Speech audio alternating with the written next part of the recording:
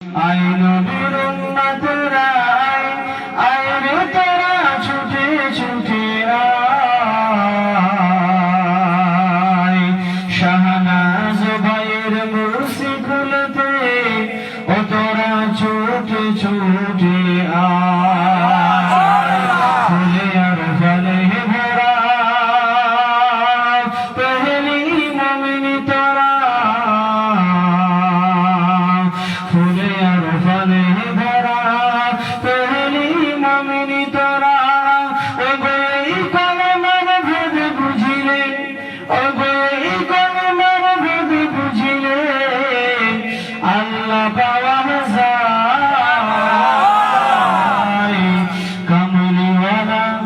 কামলিওয়ালা নূরের তারায় কলমা ভরে যায় নবীর উম্মতেরা আয় রে তোরা ছুটে ছুটে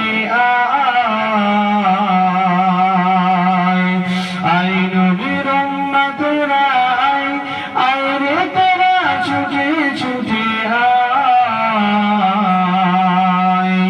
শাহনাজ ভাইয়ের বাড়িতে ছুটে ছুটে আয় কথা বলেছে কথা শিশির ভেজা গায় বলেছে দাও না বলে দাও না আমায় চুম্বন নবীর পাক কদমে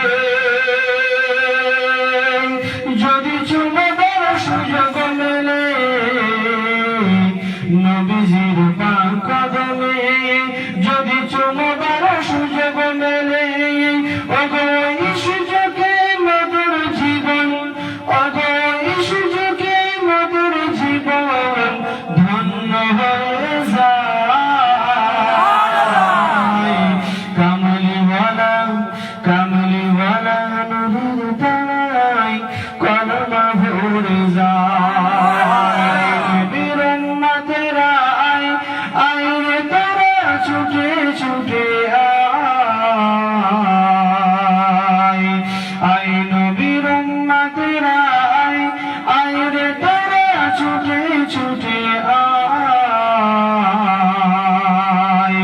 শাহনাজ ভাইয়ের বাড়ির মেহফিলতে ও তোরা ছুটে ছুটে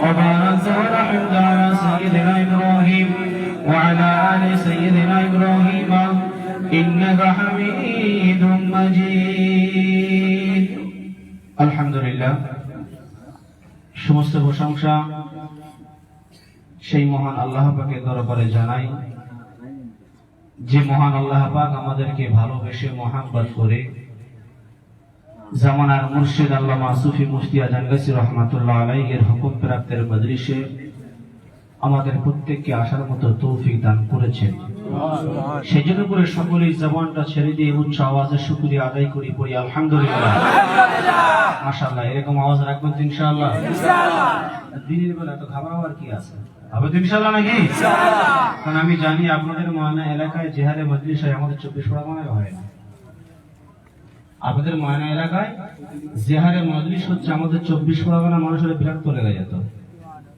এটা আল্লাহ পাকের লাখ লাখ শুকরিয়া এবং মুর্শিদের দোয়া আপনারা প্রতিদিন মুর্শিদও শুনছেন তারপরে পরে জানাই অগণিত দরুদ ও সালাম সেই বিশ্ব নেতার প্রতি সেই বিশ্ব হাবিবের প্রতি সকলে বলি সাল্লাল্লাহু আলাইহি ওয়াসাল্লাম সর্বপ্রথমে আমি দুই একটা কথা বলবো আমার শাহনাজ ভাইয়ের বিষয় শুনবেন তো নাকি আচ্ছা আপনাদের এলাকাবাসী না বহু দূর দূরান্ত থেকে এসেছেন আচ্ছা মানুষটা খারাপ ছিল না ভালো ছিল আমি যতটা জানি যতটা আমার অভিজ্ঞতা তিনি সর্বসময় মসজিদের জামানার মুর্শিদ আল্লামা সুফি মুফতি রহমাতুল্লাহ আলাইহির হুকুমের মধ্যে তিনি চলাফেরা করেছেন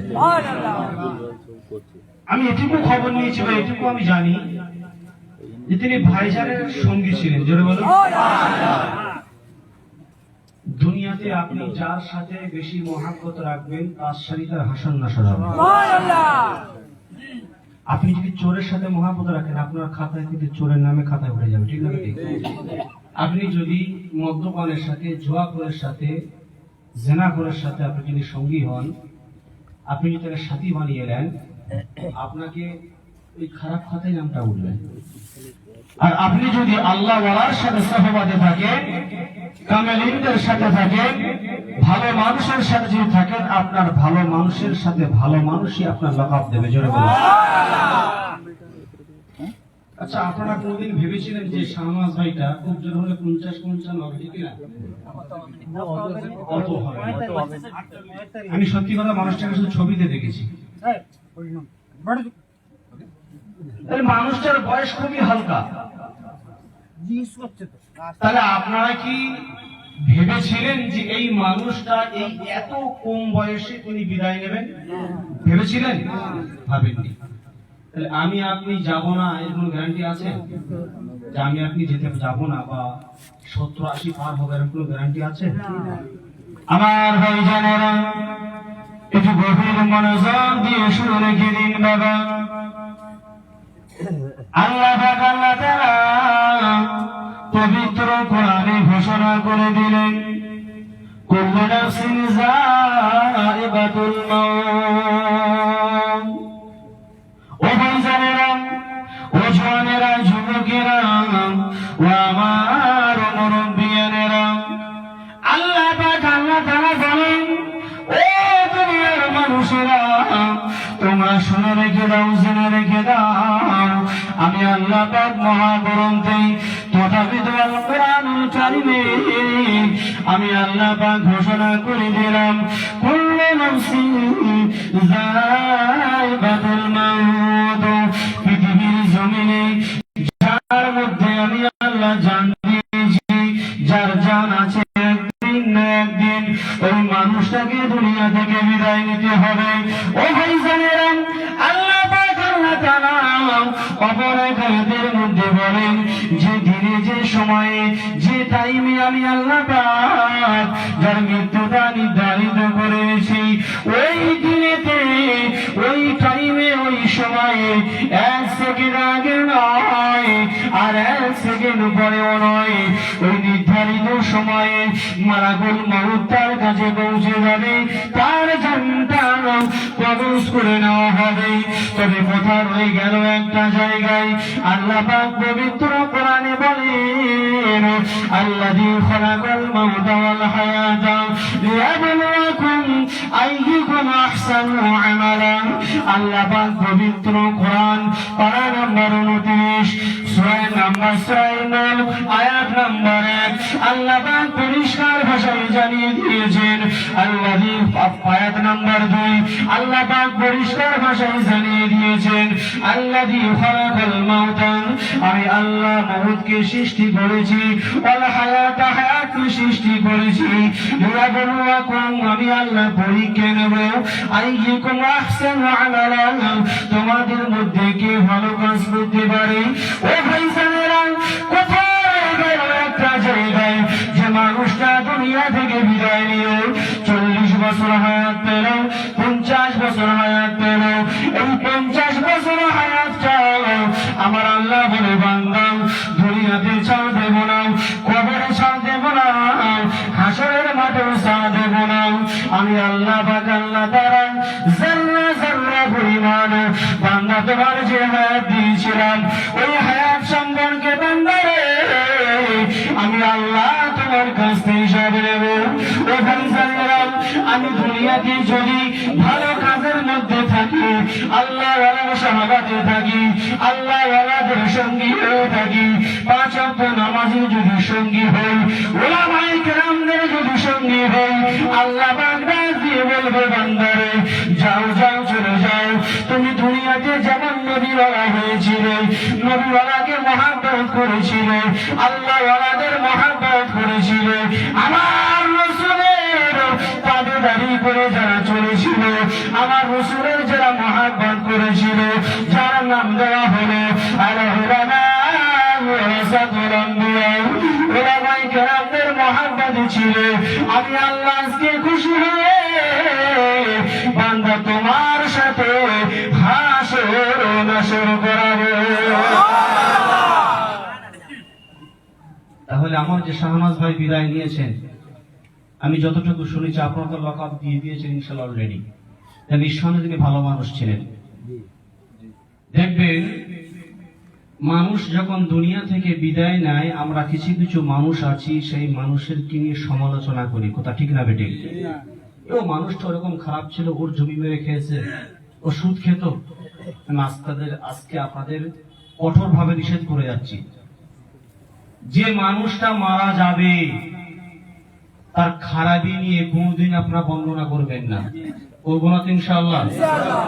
আল্লাহ রসুল, আমি আমার কথা বলছি না, আল্লাহ রসুল বলছেন যে মানুষটা পৃথিবীর জমিন থেকে বিদায় নেবে, ওই মানুষের খারাপিটা নিয়ে দুনিয়ার সামনে প্রকাশ করবে না, তুলে ধরবে না, বরঞ্চ তোমরা খুঁজে বার করে করে দেখবে যে ওই মানুষটা কি ভালো কাজ করেছিল। একটা যদি ভালো কাজ করে যায় ওইটা মানুষের কাছে প্রচার করবে। যেমন আমি উদাহরণ দিয়ে বলি, আমার শাহনাজ ভাই, আমি ধরছি 100-এর মধ্যে উনি 80টা ভালো কাজ করেছেন, তাহলে আপনারা সে 80 ভাগটা বেশি করে রাখবেন না 20% বেশি করে রাখবেন?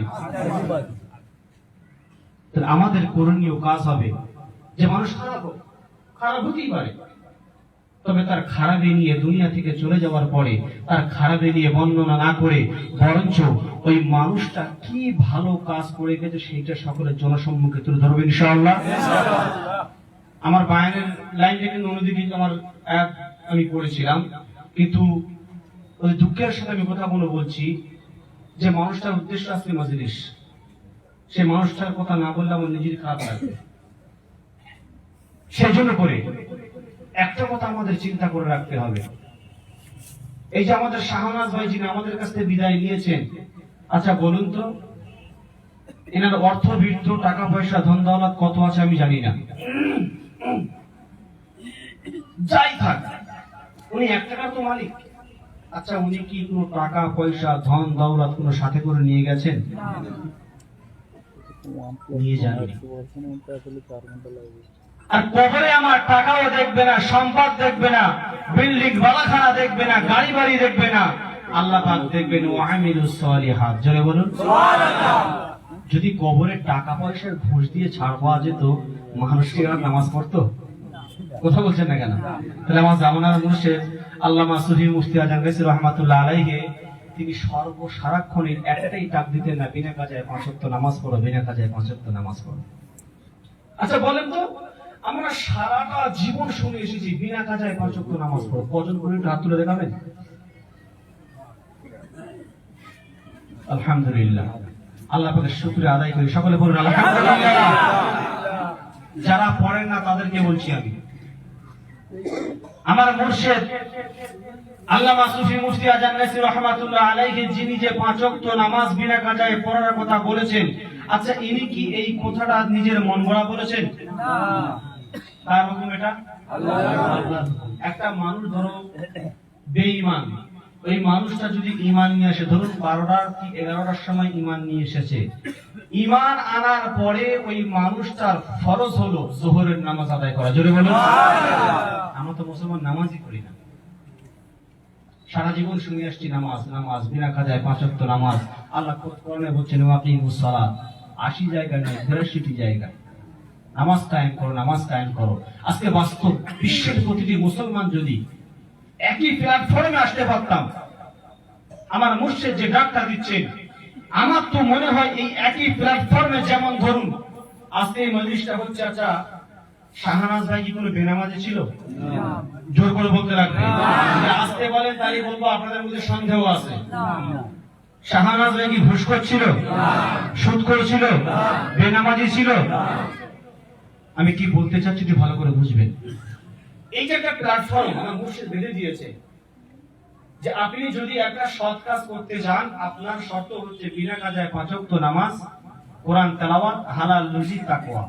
সুদের সাথে লেনদেন আছে কিনা, মোটামুটি কথা গোদা বাংলায় মানুষের সাচ্চা আছে কিনা। এই যে একটা নিজাম, একটা তারতিব, বিশ্বের প্রতিটি ওলামায়ে কেরাম যদি এই একই প্ল্যাটফর্মে একটাই ডাক দিতেন, আমি গর্বের সাথে বলবো, আমি বুকে হাত দিয়ে বলবো, পৃথিবীতে একটা করে বেনামাজি থাকতো না। জোরে বলুন সুবহানাল্লাহ। বললাম পৃথিবীতে ঘুষখোর, সুদখোর, মদখোর, তাড়িখোর, জুয়াখোর সব চলে যেত। কথা ভুল বললাম নাকি বাপ? ঠিক ঠিক। আমার মুর্শিদ যে ডাকটা দিচ্ছে, বিশ্বের প্রতিটি ওলামায়ে কেরাম, বিশ্বের প্রতিটি গওস, কুতুব, পীর যাই থাকুক না কেন, এই ডাকটা যদি দিতেন, আমি তো বলবো, বা এই একটা স্টাম্প মেরে যদি দিতেন যে এই কাজ যদি আপনি না করেন আপনার বাড়িতে এই কাজ হবে না, এইরকম কড়াকড়ি ভাবে যদি একটা নিজাম পন্থা থাকতো, আমি তো বলবো, আপনারা কি বলবেন আমি জানি না, আমি বলবো বিশ্বের একটা মুসলমান বেনামাজি থাকতো না, একটা মুসলমান সুদখোর থাকতো না, একটা মুসলমান জিনার সাথে লিপ্ত হতো না। আল্লাহ পাকের ইচ্ছায় আমরা সকলে আল্লাহ রাসূলের তরিকা মেনে আল্লাহ রাসূলের অনুগত করতে পারতাম। জোরে বলুন না সুবহানাল্লাহ। যে কথা বলছিলাম যে শাহনাজ ভাই তিনি বিদায় নিয়েছেন, তিনি কি কোনো ধন দৌলত টাকা পয়সা নিয়ে গেছেন? যাননি। কবরে গিয়েছেন, এসেছেন খালি হাতে, গিয়েছেন খালি হাতে, তিনটে কাফন দিয়ে। কথা ঠিক না বেঠিক?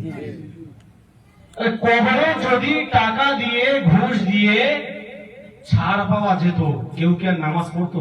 এই যে বলছিলাম তো নাকি?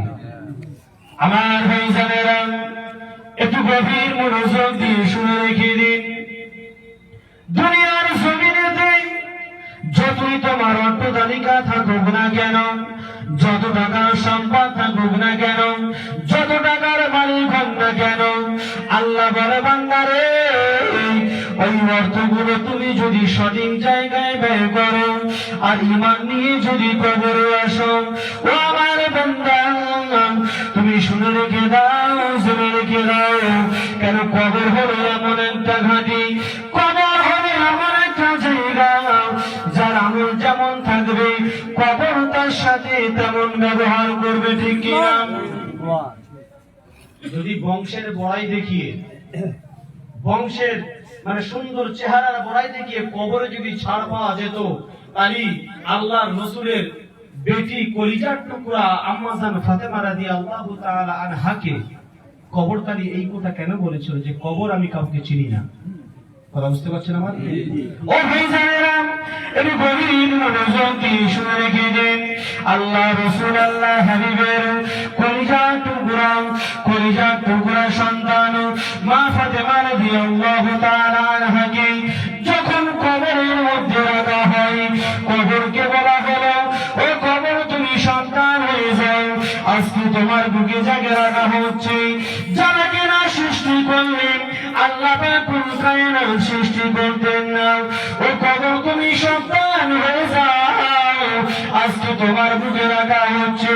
শেরে খোদা আলী রাদিয়াল্লাহু তাআলা আনহুর স্ত্রী, ও কবর তুমি সন্তান হয়ে যাও, তোমার বুকেতে আজকে যাকে রাখা হচ্ছে ইমাম হাসান হুসাইন রাদিয়াল্লাহু তাআলা আনহুর আম্মা জান। ও ভাইজানেরা বলার উদ্দেশ্য হলো এটাই, কবরে যদি জান পাওয়া যেত, বংশের বড়াই দেখিয়ে আম্মা জান ফাতেমা রাদিয়াল্লাহু তাআলা আনহাকে কবরে উত্তর দিত না, ও শোনো শোনো শোনো, আমি কবর কে নবীর বেটি দেখতে যাব না, আমি কবরকে আলীর স্ত্রী দেখতে যাব না, আমি কবরকে হাসান হুসাইনের মা দেখতে যাব না, আমি কবর শুধু দেখব যার আমল যেমন হবে, আমি কবর তার সাথে তেমন ব্যবহার করব। আমার আপনার আমল যদি ঠিক থাকে, আমলে সালিহা যদি ঠিক থাকে, আল্লাহ পাক দিয়ে বলবেন ও কবর শোনো শোনো শোনো, আমার এই বান্দা বান্দির কবরটা জান্নাতে বাগান বানিয়ে দাও। আমার আপনার জীবনে যদি নামাজ না থাকে, সৎ কাজ যদি না থাকে, আমলে সালিহা না থাকে, আল্লাহ পাক দিয়ে বলবেন আমার ফেরেশতারা চলে যাও চলে যাও, এই কবরে এখন থেকে নিয়ে কাল কিয়ামত পর্যন্ত আযাবে মুক্ত করে দাও। নিশ্চয়ই আপনারা বুঝতে পারছেন যে আমি আপনাদের কি বোঝাতে চাচ্ছি। কবরে শান্তি পেতে গেলে কবরে ছাড় পেতে গেলে অর্থের প্রয়োজন লাগে না, ঘুষের প্রয়োজন লাগে না, সামান্য দুনিয়াতে একটু কষ্ট। আর দুনিয়া সিজনুল মুমিনিনা ওয়া জান্নাতুল লিল কাফিরিন।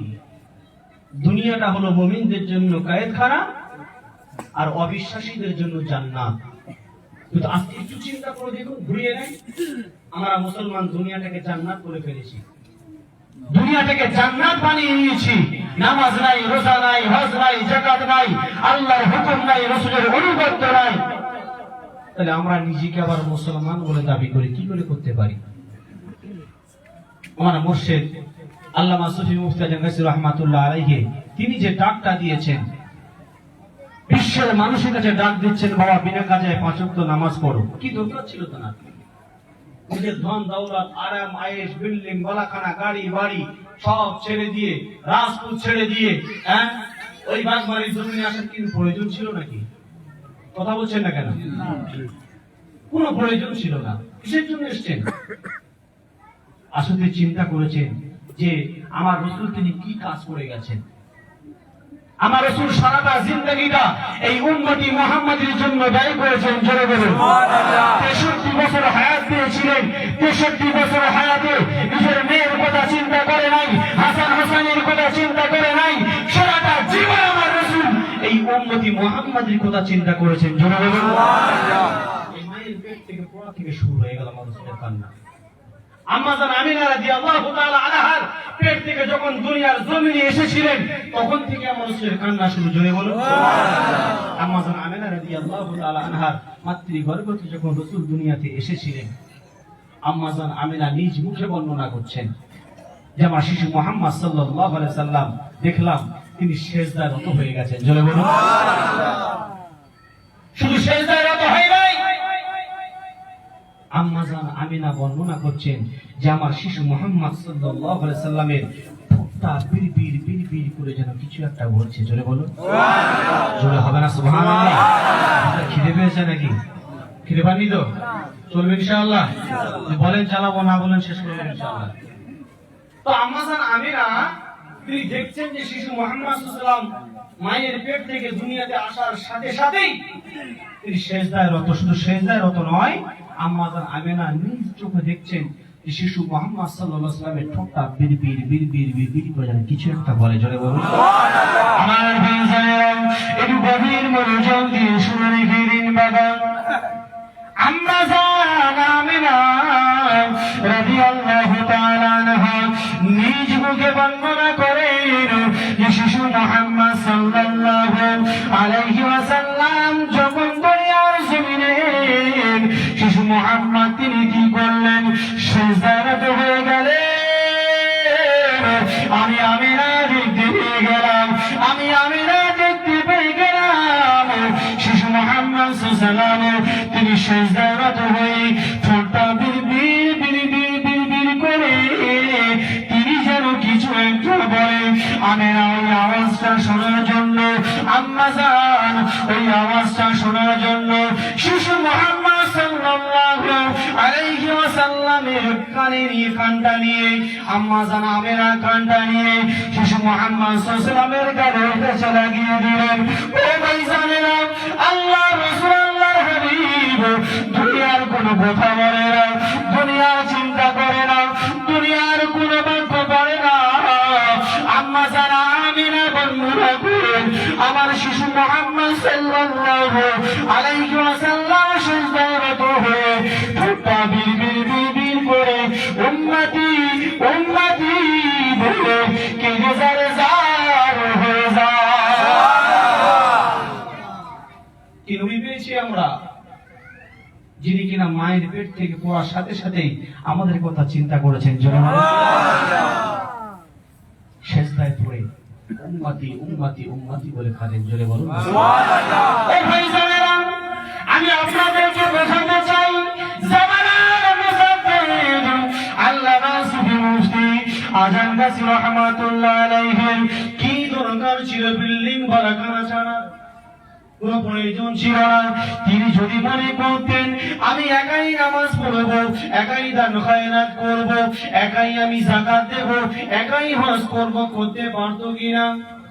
ও ভাইজানেরা, এর গভীর মনোযোগ দিয়ে শুনে রেখে দিন। তিনি চিন্তা করেছেন, আল্লাহ পাক পবিত্র কোরআনে বলেছেন, ইয়া আইয়ুহাল্লাযীনা আমানু কু আনফুসাকুম ওয়া আহলিকুম নার। আমার বিশ্বাসী বান্দাগণ, ও আমার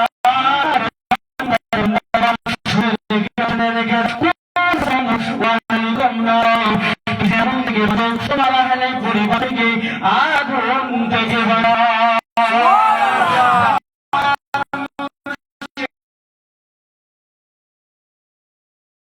সন্তানের মায়ের বসে, সন্তানের মহাব্বতে, মালের মহাব্বতে, আন যিকিরিল্লাহ, আমি আল্লাহ, আমার স্মরণ থেকে গাফিল হয়েও না। এত চিন্তা ভাবনা থেকে বসে বসে পড়েছে। তারপরে কি করলেন?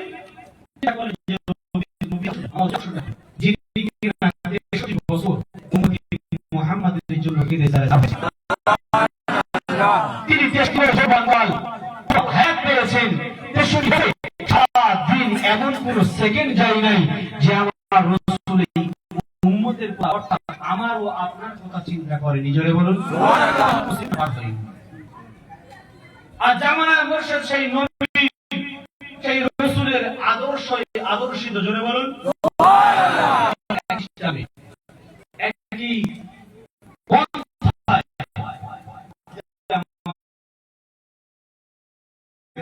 মান রাব্বুকা ওয়া মান দীনুকা ওয়া মান নাবিয়ুকা। যদি আমার আপনার আমল ঠিক থাকে, আল্লাহর সাথে মহব্বত থাকে, রাসূলের সাথে সাহাবাকে মহব্বত থাকে, আল্লাহর ওলি আউলিয়াদের সাথে মহব্বত থাকে, তাহলে আমার আপনার